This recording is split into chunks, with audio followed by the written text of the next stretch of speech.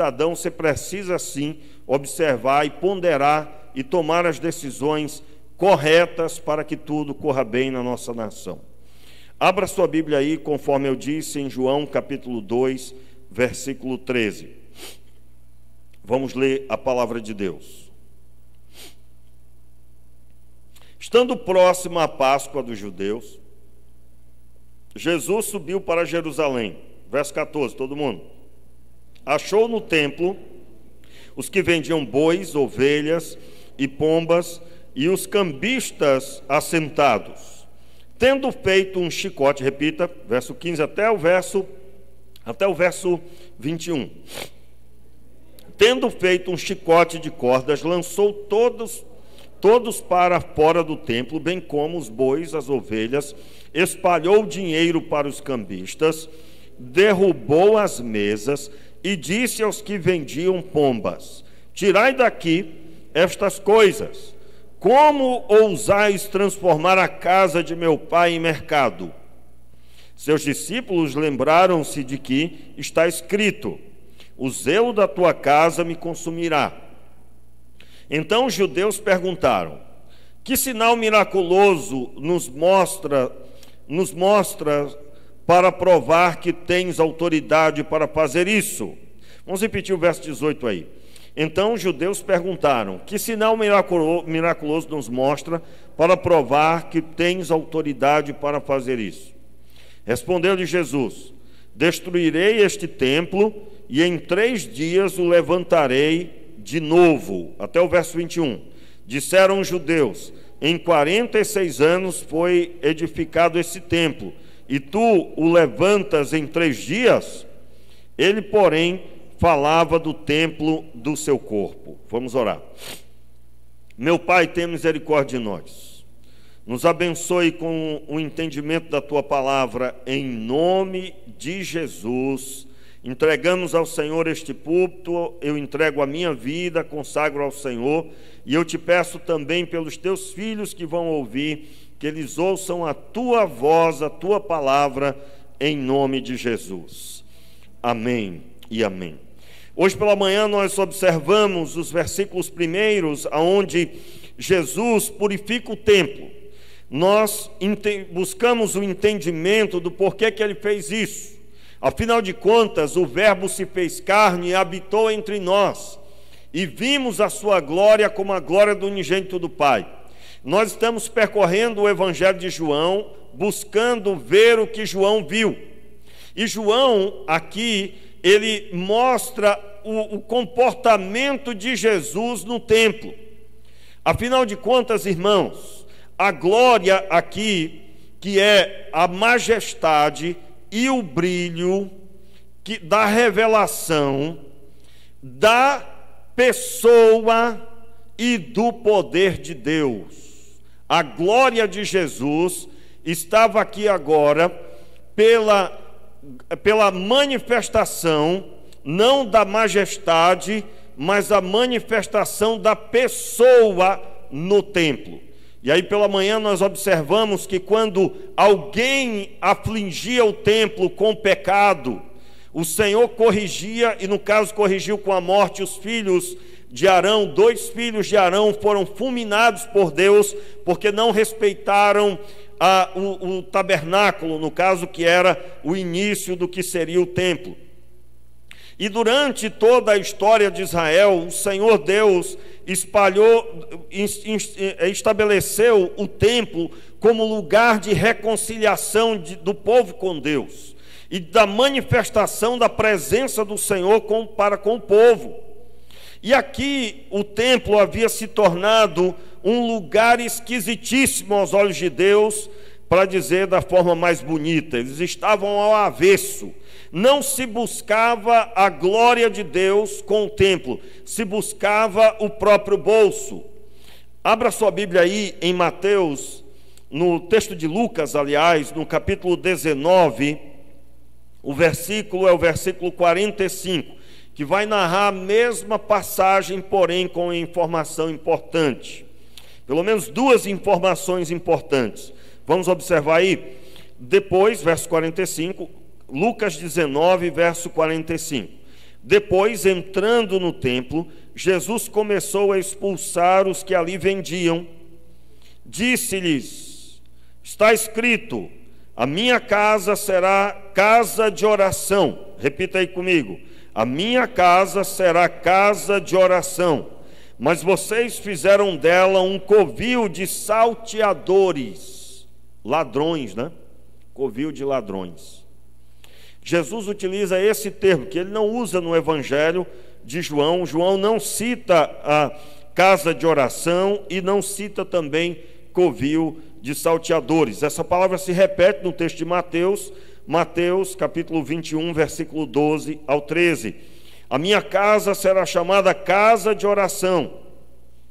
O versículo 13, especificamente, do capítulo 21 de Mateus. Mas vocês estão fazendo dela um covil de salteadores.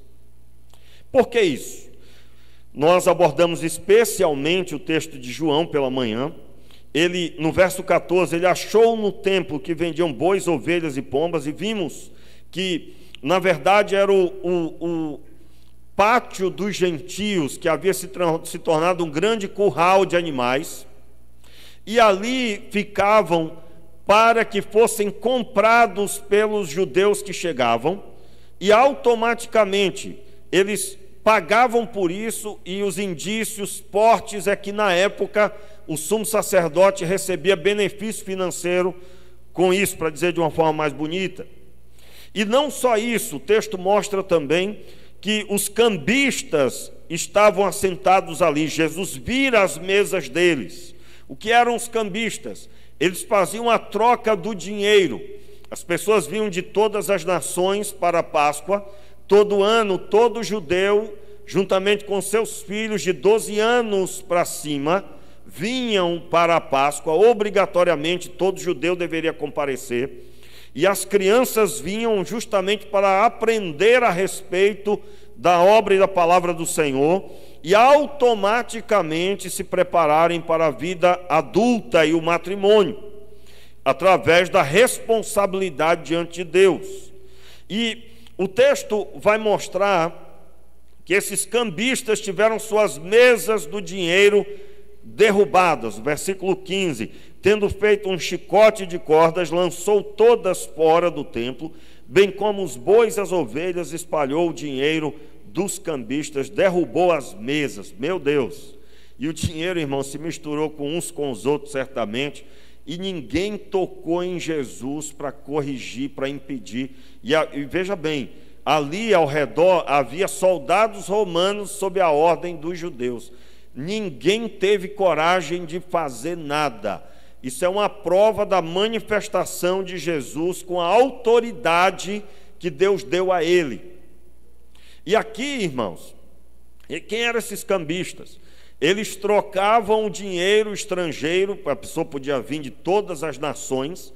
Você vê isso, por exemplo, quando Jesus, quando Atos 2, na festa de Pentecostes, tem lá uma lista de nacionalidades, está lembrado?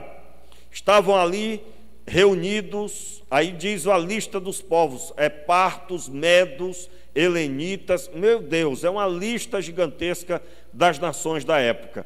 E é claro, normal. Qual é o normal? O dinheiro que era em voga, ainda que a maior parte do mundo estava sob a autoridade romana, e o dinheiro era como que bem unificado, mas havia a possibilidade sim de receber o dinheiro de todo jeito, de todas as distantes nações. E aí os judeus estabeleceram que nenhum dinheiro de fora podia ser recebido, somente o dinheiro judaico. Eu busquei a informação de que moeda era essa, considerada dinheiro judaico, dinheiro judeu, e eu não consegui essa informação para você, pelo menos até agora.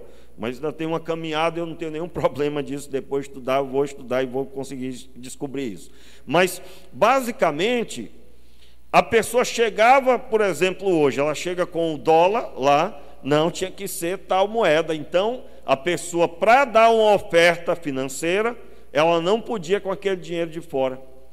Ela tinha que passar pelo cambista, trocar o dinheiro, e ele cobrava uma porcentagem. Você vai encontrar que tinha indícios que também os religiosos da pessoa de Anás recebiam benefício financeiro, para falar de uma forma bonita, né?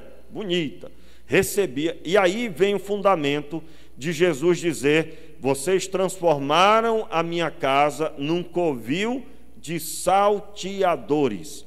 Literalmente, eles se aproveitavam da fé das pessoas, dos adoradores que vinham para adorar o Senhor, e eles obtinham lucro com isso. Por isso que queriam matar Jesus. Por isso que queriam matar Jesus. E Jesus foi respeitado na atitude dele. Entenda, nós estamos observando na ótica de João, o vimos a sua glória, e a glória, a majestade, o brilho da revelação da pessoa, a pessoa e do poder de Deus. Está lembrado do sinônimo de glória?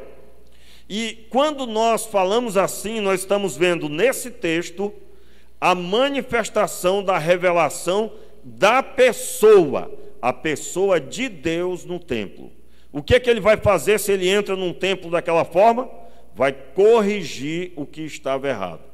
Hoje pela manhã nós abordamos texto, um momento dificílimo de abordagem, porque eu citei, não disse nomes de nenhuma denominação, mas falei o perfil, lugares aonde as pessoas vendem objetos, não vende, né? Mas diz que tem que dar uma oferta.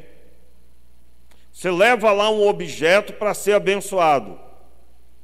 Isso trabalha na mesma linha do que Jesus reprovou.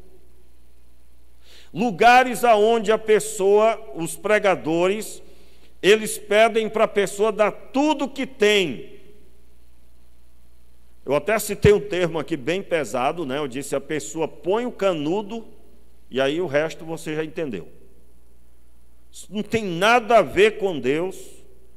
Meus irmãos, as coisas são muito claras na Escritura. A igreja de Deus deve ter, em primeiro lugar, o objetivo de pregar o Evangelho e de ganhar as pessoas por meio da pregação da palavra. Eu não posso beneficiar alguém porque tem recurso e nem desprezar o outro porque não tem. Não pode haver dois pesos, duas medidas. Igreja recebe todo mundo, mas deve valorizar em primeiro lugar o arrependimento dos pecados na pregação. Aí vem as características.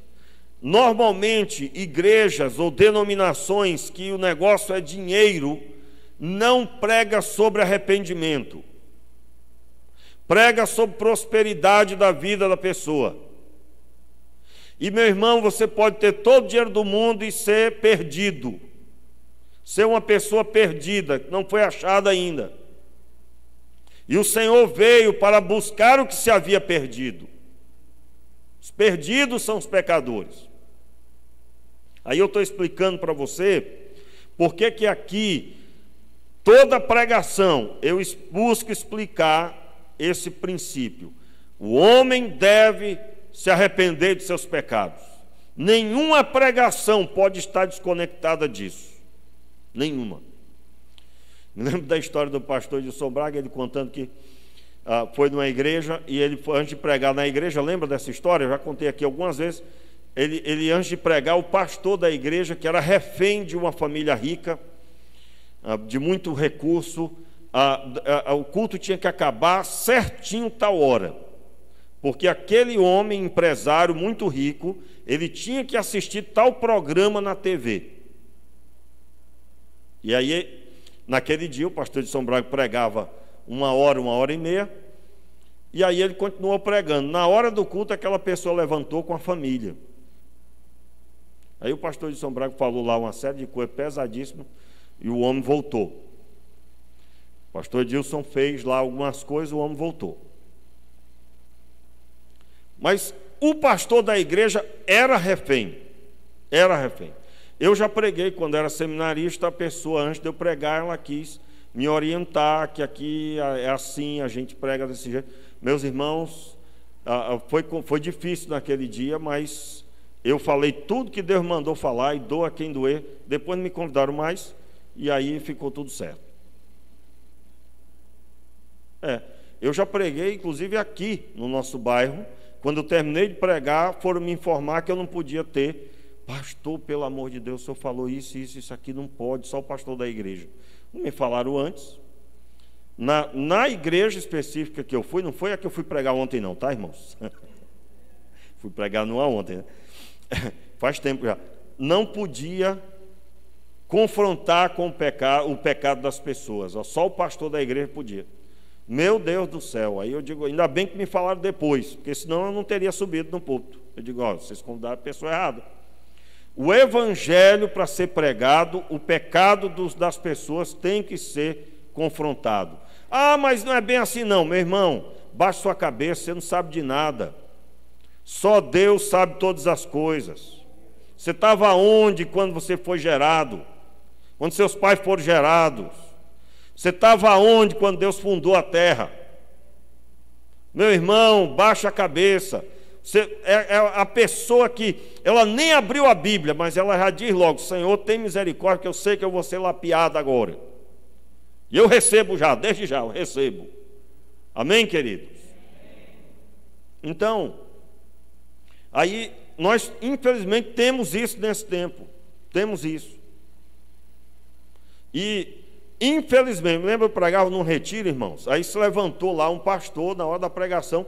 Sabe por que ele se levantou? Porque eu era um seminarista e ele disse, eu não aceito que um seminarista está pregando e está falando as coisas que está falando para mim. Eu não vou ouvir isso. Aí, irmãos, eu falei só arrebentando. Eu lá sabia que o homem estava precisando se converter, ora. No meu entendimento, ele era um pastor. E um pastor, eu vou crer que é o homem de Deus, né? E aí, no final, ele liberou perdão lá para mim. Eu nem sei se era isso correto, mas eu estava pregando a Bíblia.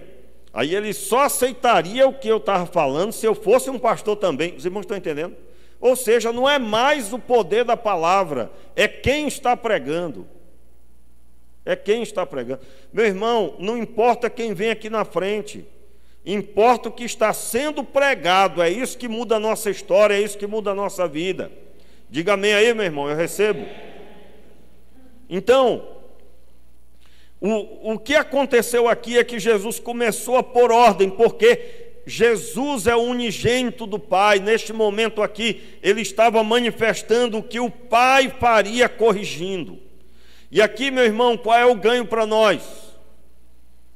É que nós até hoje podemos estar colocando no templo coisas que Deus não mandou.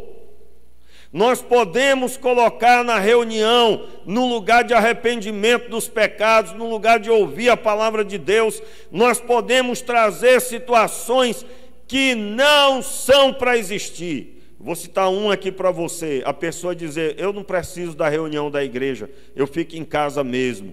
Meu irmão, quem foi que te deu essa autoridade de dizer isso? Se foi Jesus que idealizou a igreja, e ele mesmo disse que é um corpo, e ele mesmo declarou que você tem que estar unido. Você encontra hoje em dia pessoas que querem ser da igreja, mas não dão satisfação de nada a ninguém.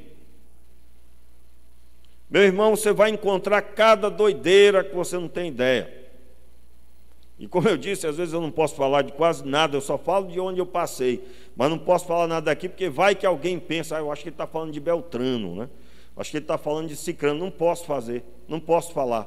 Mas o ser humano quer ditar até hoje como fazer. E aí, eles perguntam assim, acompanha aí, o texto diz assim, ó, versículo 18, então os judeus perguntaram, que sinal miraculoso nos mostra para provar que tens autoridade para fazer isso? Que sinal miraculoso! Eles queriam que Jesus provasse que ele tinha autoridade de fazer aquilo. Meus irmãos, eu quero, veja bem, no Antigo Testamento você vai encontrar em 1 Reis, 2 Reis, mais em 2 Reis, 2 Crônicas também, 2 Crônicas também, você vai encontrar um número de reis que foram infiéis ao Senhor e que colocaram poste ídolo dentro do templo do Senhor. Quando se levantava um rei fiel, ele tirava todos aqueles postes ídolos, que eram ídolos em formato de poste, e ele purificava o templo. O que era a purificação do templo? Ele ia promover sacrifício ao Senhor, para que o Senhor agora recebesse o templo de volta consagrado. Guarde essa informação. O texto vai mostrar que Jesus faz a purificação do templo completa. Primeiro, colocando para fora os animais. Irmãos, ficou uma bagunça em Jerusalém, pode acreditar. Mas essa bagunça não foi feita por Jesus. É que nem hoje a polícia, né? A pessoa está lá na vida do crime, aí vem a polícia e prende. Aí o povo olha, coitadinho dele. E o vilão é a polícia. Notou isso? Pastor, vamos orar, ele foi preso. Mas não era para, não seria mesmo, não estava pedindo, se esforçando, não é? É que nem, irmãos, no período do frio. Você já notou que no frio, quem anda com sensualidade, se é que você me entende? Quantos estão entendendo o que eu estou dizendo? Irmãos, teve um friozão aí do arrepio, é ou não era? Foi ou não foi? Teve uma noite que eu dormi com 2 edredons. Teve uma noite dessa aí, também foi só uma. O negócio foi feio. Mas quantas vezes você já saiu na rua e quem anda quase sem roupa, continua andando quase sem roupa? Quem aqui já notou isso? Já notou, né? Presta atenção. Quem tem o desejo de pecar e está à procura de pecar, não tem frio que tire esse propósito. Não tem frio. Você sabe desse princípio, uma mulher que se mostra do jeito que muitas mulheres se mostram hoje em dia, elas vão atrair algo semelhante, não é? Porque ela transmite que ela está ali numa condição, a pastora, nunca esqueça, a pastora Sara Shiva, nela ministrando, ela dizendo que se a mulher se porta indecentemente, eu não vou repetir as palavras que a pastora disse, deixa para ela só, né? Mas falou muito bem, ela como mulher que é, falou muito bem. Se a mulher se porta de forma inadequada, atrairá para si homens inadequados. Agora eu falei bonito, né? Comparado, quem conhece a pregação sabe que eu falei lindo agora, comparado com o que ela falou. Vai atrair também problema. Quem anda no problema, atrai problema. E quantas vezes você vê, porque você já deve ter visto, meninas que se esforçam sendo desobedientes aos pais, ficando no meio de homens tarde da noite, e aí de repente aparece grávida e sozinha, porque o rapaz não quer compromisso e não tinha compromisso. Não tinha compromisso. Eu, particularmente, irmãos, para mim fazer casamento está se tornando cada vez mais difícil. Como assim? Se aparecer alguém dizendo, pastor, gostaria que o senhor fizesse o nosso casamento, aí eu chamo para conversar e eu percebo que está tudo errado, eu digo, beleza, vocês podem casar ali no cartório, mas eu não vou ser, eu espero nunca ter que dizer isso, mas eu não vou ser aqueles padres de filme. Lembra do padre de filme? Como é que é o padre do filme? O filme todo, o casal lá se apaixonou, um filme de aventura e tal. No final, eles estavam casando, aí por algum motivo do filme, eles tinham que casar logo para ir para alguma aventura próxima, de filme de aventura. E aí eles olharam para o padre e disseram, o senhor pode dar seguimento aí? Eu vos declaro marido e mulher. Irmãos, é desse jeito para viver casado? É só dizer, eu vos declaro marido e mulher, Shazam. Né? Pega uma varinha, seja, né? É desse jeito? Não, irmão. Quem vive aí a vida a dois sabe que é muita renúncia, muita paciência, muito olhar para si mesmo. E aí a pessoa não quer nada com Deus. E aí o pastor tem que ir lá, que cerimônia linda, pastor, eu quase chorei. E os dois não querem nada com nada. Casamento não é bagunça, não. E aí vai eu falar isso, aí perde já uns 3, Quem sabe agora já até saiu do canal. Mas, irmãos, eu não estou preocupado com isso. Por quê? Porque o negócio está feio e pode ficar pior. Mas não ficará pior. Com a nossa ajuda não vai. Nós não vamos ajudar a ficar pior. Como que nós podemos trazer a solução? Meu irmão, a coisa está toda errada.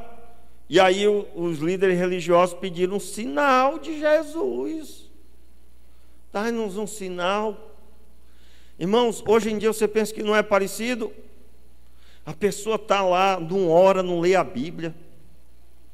Ela não quer nada com nada. Ela vai para a igreja se arrastando. Às vezes até... Eu acho que eu tinha que botar até a gente tinha que promover um lugar mais doído para sentar, porque o cara consegue dormir aqui no culto. Eu não sei como é que consegue com os gritos que eu dou aqui. Aumenta o volume aí, pessoal. Né? Mas de vez em quando tem um sonolento aqui na igreja.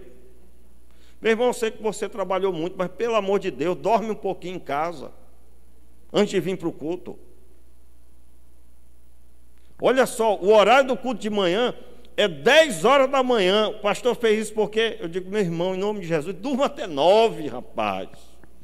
Durma, rapaz. Durma até 9, mas depois venha para a igreja. Venha para a igreja. São 3 encontros só. Então, aí lá vai eu perder mais uns aí. Mas eu não estou preocupado com isso, não. Estou preocupado com a sua vida. Deus ama você.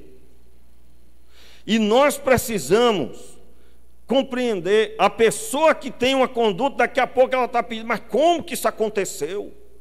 Ela nunca sentou com os filhos para ensinar a Bíblia. A pessoa nunca se esforçou, nunca jejuou. Nunca teve um momento de reflexão profunda, dizer, não, rapaz, isso aqui tem que mudar, eu tenho que ser diferente disso aqui. E aí no dia que o Senhor Deus vem para consertar, a pessoa acha um absurdo. Não, mas como assim? Era o que os líderes religiosos estavam fazendo. Dai-nos um sinal que nos prove que tu tens autoridade para fazer isso. Irmãos, esses líderes eram para terem baixado a cabeça e se corrigido e dito, olha, ele está certo, nós somos mercenários. Nós estamos buscando aqui o nosso próprio bolso. E aí, irmãos, hoje em dia, você vai procurar, faça uma pesquisa de lugares que estão cheios. Você vai encontrar uma pregação que massageia o ego. Você vai encontrar uma pregação que não fala de pecado, que aceita. Nós estamos vivendo um tempo que as igrejas mais cheias são as que estão aceitando a ideologia de gênero. Estão concordando que Deus fez Adão e Eva, mas depois parece que pode outras coisas e não tem problema. Nós temos na internet pastores sérios, que pelo menos eu entendo que são sérios, mas que na hora de confrontar eles gaguejam. O negócio está difícil. Por quê? Porque nós temos falta de zelo pelas coisas do Senhor. As coisas de Deus deixa para depois. E Jesus, ao entrar no templo, ele não se viu de outra forma, a não ser pegar um chicote que ele mesmo fez. A não ser pegar um chicote. Meus irmãos, o que é que nós vamos fazer da nossa vida? Jesus pega o chicote, derruba as mesas dos cambistas, solta os animais e começa a fazer ali uma limpa. E ele termina purificando o templo. Eu disse aqui que toda purificação era preciso fazer sacrifício. Os animais eram trazidos e eram sacrificados. E ele fala sobre isso. Ele diz no versículo 19: Respondendo Jesus: destruirei esse templo e em 3 dias levantarei um novo. No texto grego, essa palavra, ela é a mesma para construir um prédio e também é a mesma utilizada para falar da ressurreição de um corpo, como que sendo reconstruído. Uma pessoa que estava morta e voltou à vida. Jesus está falando de sua morte e sua ressurreição. Este templo, ele estava falando da vida dele, que seria destruído por um espaço de tempo e depois restaurado. Como eu disse, a purificação do templo precisava de um sacrifício, ou de milhares, você vai encontrar que foi morto até milhares de animais na purificação do templo, em alguns episódios do Antigo Testamento, pelo menos um grande episódio. Você vai encontrar aqui nesse texto que Jesus, para purificar, não esse templo feito por mãos, mas para promover a adoração e o perdão dos pecados, ele foi o sacrifício, para que por meio desse sacrifício o verdadeiro templo fosse levantado, que primeiro é ele, e na lembrança e na estatura dele, sob a ótica dele, todos nós fomos levantados das trevas para a luz, das cinzas para uma nova vida em Cristo Jesus. E é sobre esse assunto que nós vamos falar na quarta-feira. Como que ele destruiu o templo e como que ele levantou o templo que era ele mesmo. O nosso alvo, irmãos, com isso, é que o zelo da casa do Senhor venha sobre a sua vida. Por quê? Porque assim como Jesus, observe, olhe para mim aqui, pare de pensar em sair. Observe aqui. Jesus está aí em você ou não? Sim ou não? Se ele está, não é para haver cambistas aí dentro. Como é que teria cambistas? Poxa, hoje o pastor não trouxe uma pregação sobre prosperidade, eu preciso prosperar. E os pecados estão ali, fervilhando. Deus abençoe que eu esteja falando com as paredes e ninguém que está assistindo ou vai assistir precisa ouvir essa palavra. Deus abençoe. Que bom será. Mas no nosso coração, que é o templo, muitas vezes ainda tem toda essa estrutura que não era de Deus. Você quer o que você quer, não o que Deus quer para você. Os líderes religiosos queriam o bolso deles preenchido. Até hoje nós temos igrejas inteiras que vivem ao redor disso. Meu irmão, em nome de Jesus, o templo é lugar de arrependimento.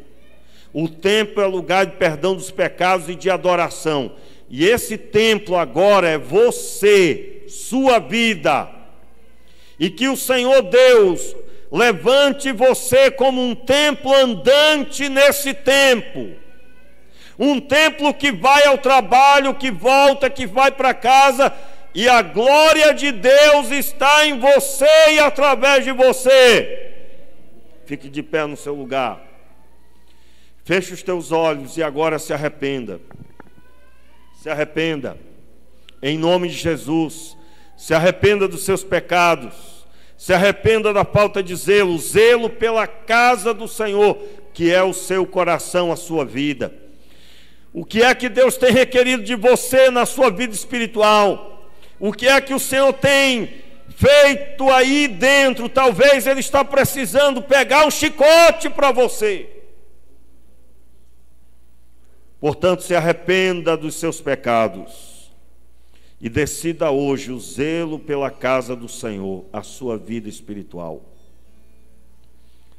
Meu Pai, tenha misericórdia de nós. Nós precisamos muito, Senhor, do Senhor. Não nos deixe, Senhor, da forma que queremos, mas nos põe da forma que precisamos. Nós precisamos estar, Senhor, com os joelhos dobrados diante de Ti. Nós precisamos estar à luz do Evangelho. Tem misericórdia de nós, Senhor. Retira de nós todas essas mazelas. Traz luz, Senhor, aos nossos corações. Perdoa os nossos pecados, Pai. Oh, Senhor, toda essa situação de menosprezo, de frieza